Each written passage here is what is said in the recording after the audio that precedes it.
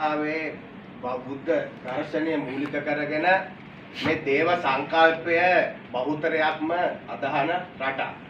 එතකොට මේ විවිධ අභිචාර විධි සිදු කරන පවුල් මැතිතුමා ලක්ෂ 2කට වඩා සිටිනවා.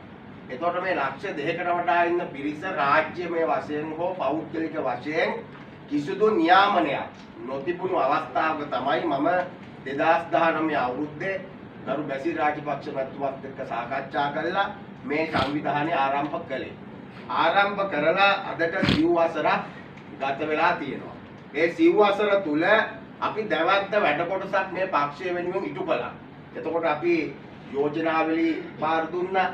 ඒ වගේම හිටපු අපේ ජනාධිපතිතුමාගේ සෞභාග්‍ය දැක්ම කියන කොටසෙත් අපේ මේ ශාන්ති කර්ම වේදිකේ කොටසක් ඇතුළත් කළා. ඒ කොටස තමයි ශාන්ති කර්ම වේදීන් වෙනුවෙන් වෙනම නියාමන ඒකකයක් ස්ථාපිත කරන බව. එතකොට අද සිව් වසරක් ගත වෙලා අපිට ඒ නියාමනයේ පිළිබඳව කිසිදු දෙයක් පක්ෂය වෙනුවෙන් අපිට ඉටු කරලා දුන්නේ නැහැ. අපි හරි කනගාටුවෙන් මේ කියන්නේ අපි මේ පක්ෂයට සෑහෙන්න කැපවෙච්ච මිනිස්සු ජනාධිපතිවරණය මහමැතිවරණ වෙනුවෙන් අපි දැවැන්ත කොටසක් වැඩ කරපු මිනිස්සු වශයෙන් පක්ෂය තුල අපිට කුඩම්මගේ සැලකිලි දක්වනවා කියන එකයි මට කියන්න තියෙන හරිම කනගාටුවේ. මොකද අද මේ සියලු දෙනාටම කිසි දෙයක් අපි මේ ඊළඟ ප්‍රාථමික දේවල් අපි ඉල්ලුවේ. සාමිනිසුරු ටික. එතකොට මේ දේශීය වෛද්‍ය අමාත්‍යාංශයට වෙනම ඒකකයක්. ඒ ඒකකය තුල අපිට සඵලදායී වැඩපිළිවෙලකට යන්න පුළුවන්. මැතිතුමා අපේ දැන් මේ ශාන්ති කර්ම වේදිකේ තියෙනවා මේ බෙරයක් ගෙනියන්න බෑ. එතකොට හමක් ගෙනියන්න බෑ. පොලිසිය අල්ලනවා. එතකොට වෙනම තියෙනවා බොක්කත්තක් කපන්න පිළියක් ගෙනියනවා. එතකොට පිළියක් ගෙනියන අවස්ථාවේ පොලිසිය අල්ල ගන්නවා. අපි ඉල්ලා සිටියේ එවැනි ඒකකයක් හදලා මේගොල්ලන්ට බලපත්‍රයක් දෙන්න.